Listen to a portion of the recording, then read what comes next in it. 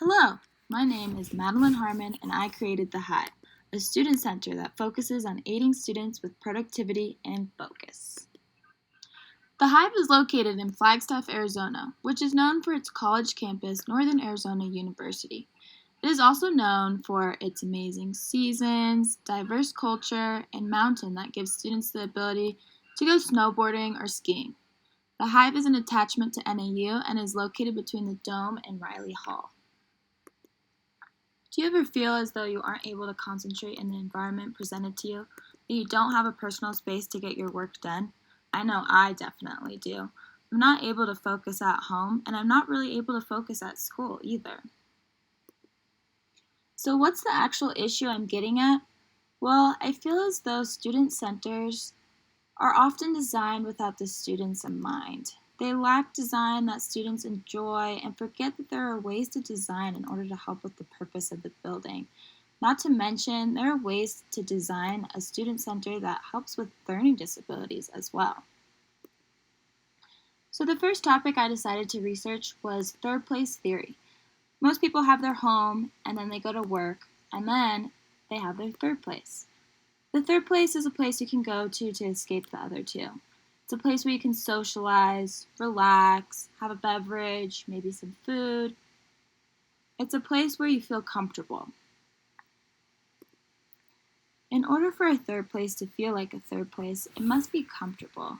And in order to be comfortable, it can mirror settings at home, like your living room. It also needs to have variety, and that's not just in seating arrangements, but lighting too. You must be able to customize your experience there. The second topic that I decided to research was color theory. Color theory is the idea that colors can invoke emotions and responses in humans. And this can actually be manipulated for humans to react in certain ways when doing certain things. And I thought it would be very interesting to include this in my center so that people could really get what they wanted to out of their study sessions and customize it. All right, so finally to my floor plan. This is level 1, and I wanted to keep it bright and happy.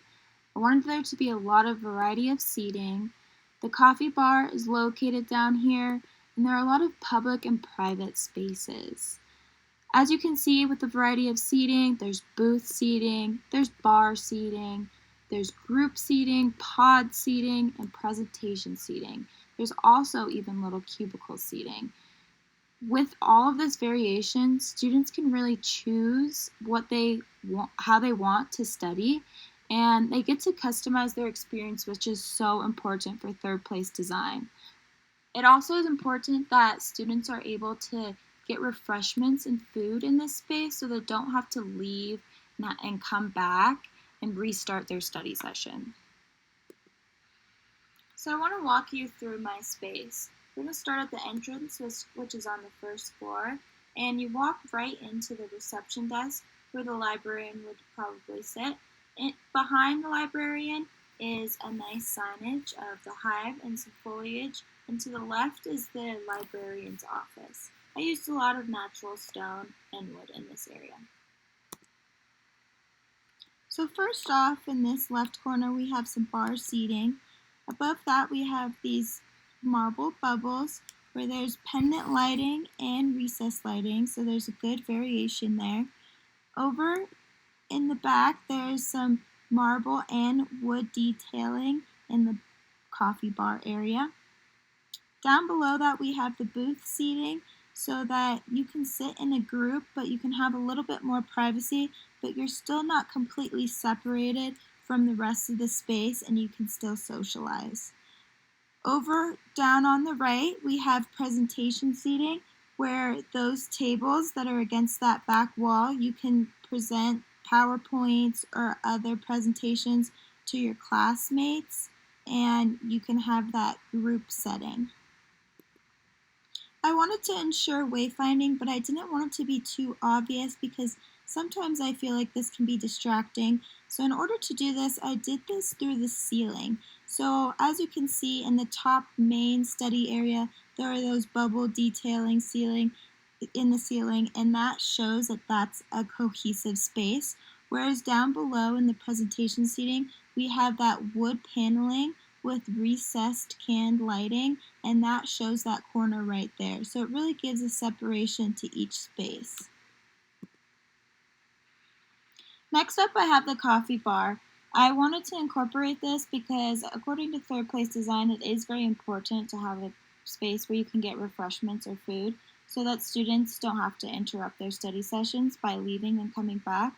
Here are 3 perspectives of this area. I included some nice light wood and dark marble for contrast, and the ceiling has these nice little beehive details with recessed lighting in it. So an aspect I wanted to incorporate in this space is a UV room because it's not talked about often, but seasonal affective disorder is pretty prominent in Flagstaff. This disorder is characterized by low serotonin levels during the same time each year, which is usually the winter. Winter is characterized by gloomy days and a lack of sun, and so serotonin levels often drop, and I have actually experienced this myself.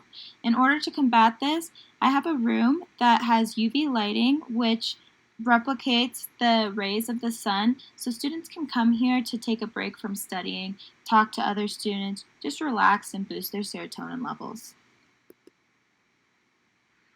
Alright, so we're on to level 2. Level 2 is characterized by private rooms. There are 12 of them with different color schemes, but I will get more into that later. There's interesting flooring on this level that has some beehive detailing just to create a stimulating and interesting space. And then there's cubicles for socialization that have glass walls, so you can have some privacy, or you can invite some friends in there and socialize. So first off, we have some bar seating up at the top right. There are large windows so that students can get their sunlight and they can look out into the beautiful sky. To the left is the computer area, which you can see a perspective of down at the bottom right. There's some nice blue marble to make that space more interesting. And then over to the left is the main study area that is characterized by those large bubbles on the ceiling again, so that it really differentiates the space. I wanted to include patterns on the walls to make this space even more stimulating and interesting and allow students to get creative with their work. So once again, we have a lot of that variation.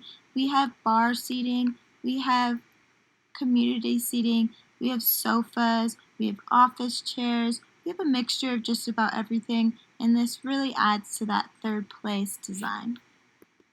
Next up, I'll be talking about the private rooms, and I'll be starting at the bottom of the floor plan, going from the right to the left. And on the other side, on the north end of the floor plan, those are the same color schemes rooms, they're just mirrored on the other side. So first off, we have my favorite room, the red room. Red is known for being warm, vibrant, and intense. It can make people excited, it can also make people aggressive, it grabs attention, and it promotes ambition. It also gives confidence, and it's related to physical instincts. It also can cause agitation, so if students are easily agitated, they might not want to choose this room. If I were still a student, I would choose this room if I really needed to get excited about a topic I'm researching, or if I wanted to socialize with some friends and really get into a deep and interesting conversation where we can really relate. So as said before, each of the rooms have different color schemes, and this is based off of what I learned from color theory. In addition, each room is set up somewhat close to a living room setting, and this adds to that third place development and allowing students to really feel comfortable. Alright, next we have the orange room. Orange is known to be energetic and attention grabbing. It's also very bright, happy, and uplifting, and warm as well. It helps with social communication, and it's often related to gut instincts. As well as gut instincts, it's related to emotional strength and it's associated with risk taking. I would probably use this room for creativity, and if I need a little pick me up, if I'm feeling a little down, I think I'd choose this room just to feel bright and happy. Moving on to the yellow room, which makes me so happy to look at. It's very bright and it's confident and it's optimistic for sure. Yellow helps students recall information. It's great for exams, it's analytical, but it can cause anxiety. I would use this room to study for an exam, but not if I were prone to anxiety. I would also use this room again if I need a little pick me up and wanted to get those serotonin levels up. I think that the green room has to be my second favorite room. It's just so refreshing. So green aids in balance, harmony. It's a color of growth, peace, positivity, and it definitely helps with concentration and observation. In addition to that, it aids in ADD. So if students have ADD, this might be a great room for them. I would use this room if I really need to get some stuff done and really focus on what I'm doing. Lastly, we have the blue room. Blue is such a popular color, and there's a reason why. It's related to honesty, loyalty, reliability, and responsibility. It helps you do the right thing, and it's often peaceful and tranquil. It helps with physical and mental relaxation and also aids in ADD. This room could honestly be used for so many different reasons. It could be used to study. It could be used to socialize. It really just is there to calm you down and have a good and peaceful study session. I think something that's worth mentioning in my capstone is ergonomics, which is the study of people's efficiency in their working environment. And it relates a lot to furniture and the comfortability of it.